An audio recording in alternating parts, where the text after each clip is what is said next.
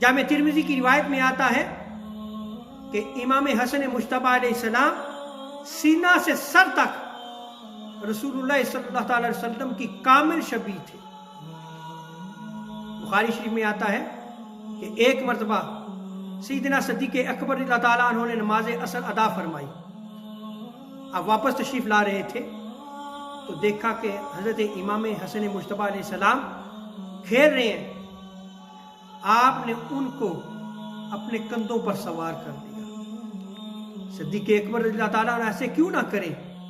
उन्होंने अपनी आंखों से देखा था कि ताजदारे कायनात सल्लल्लाहु अलैहि वसल्लम अपने नवासों को जो है वो अपने कंधों की सवारी दिया करते थे। जब सैयदना सिद्दीक़ अकबर रज़ियल्लाहु ताला अन्हु ने इमाम हसन अलैहिस्सलाम को अपने कंधों पर सवार किया तो देखें सैयदना सिद्दीक़ अकबर रज़ियल्लाहु ताला अन्हु कैसे अपनी मोहब्बत का इजहार फरमाते हैं।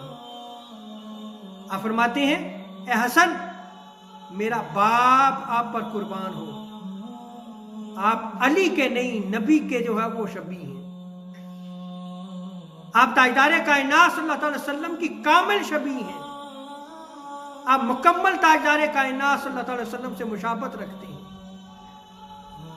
ये सैयदना सिद्दीक़ अकबर रज़ियल्लाहु अन्हु की मोहब्बत थी। और मौला अली और मुर्तज़ा कर्रमल्लाहु वजहहु करीम भी वहां पे मौजूद थे। आपने जब सैयदना सिद्दीक़ अकबर रज़ियल्लाहु ताला अन्हु की इस मोहब्बत को देखा तो आप मुस्कुरा दिए।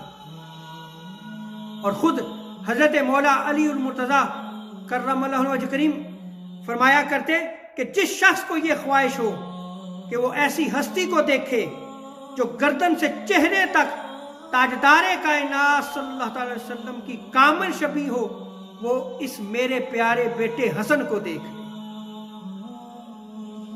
और सैयदा कायनात जब इमाम हसन मुश्तबा अलैहिस्सलाम को झूला दिया करती थी तो आप फरमाया करती कि ये मेरा प्यारा बेटा मेरे बाबा मोहम्मद मुस्तफ़ा सल्लल्लाहु अलैहि वसल्लम की कामिल शबी।